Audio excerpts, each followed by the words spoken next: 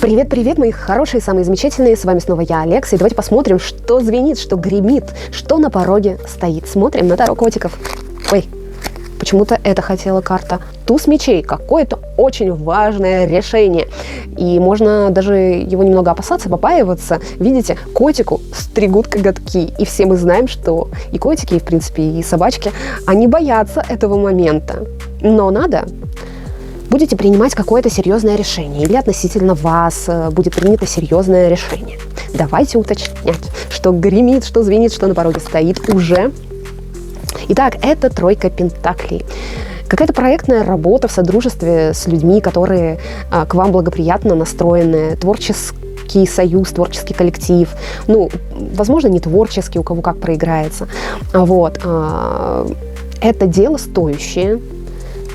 Принятие решения по какому-то стоящему делу, которое должно принести успех.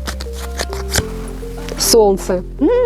И деньги, и успех будут однозначно. Смотрите, на успех вы обречены, наступит ясность. По тузу мечей тоже ясность. В каком-то деловом содружестве, в каком-то денежном вопросе наступает ясность, благодать, все прекрасно. Смотрите, как у котик здесь. Он балдеет вообще в кайфе, и вы также будете обязательно. Что звенит, гремит, на пороге стоит прямо сейчас. Верховная жрица. От вас не ускользнут знаки Вселенной. Вы сейчас в таком моменте, когда готовы считывать поток, ну даже вот смотрите, это гадание. И значит, Верховная Жрица подтверждает, что-то важное здесь вы обязательно услышите.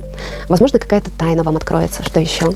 Звенит, гремит, на пороге стоит четверка пентаклей. Стабилизация вашего материального положения. Однозначно. Что еще? Уже стучится в вашу дверь. Это у нас шестерочка мечей. Слушайте, перемена жизни к лучшему. Из старого в новое.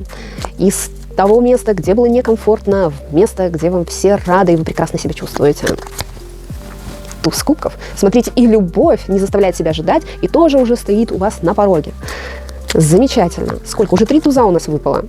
Карта Луна. Вы еще пока не до конца понимаете, что происходит. Опять-таки, карта подтверждает, что что-то тайное будет явным, будет какое-то прояснение ситуации. Король кубков. Смотрите, кто заказывал вот этого вот кота-фея, который ждет вас на свидание. Приготовил тарелку, кубок, видели, да? Ждет, когда же его кошечка придет на свидание. Ну и что у меня? Вот посмотрела я на дне колоды, у меня карта возлюбленные.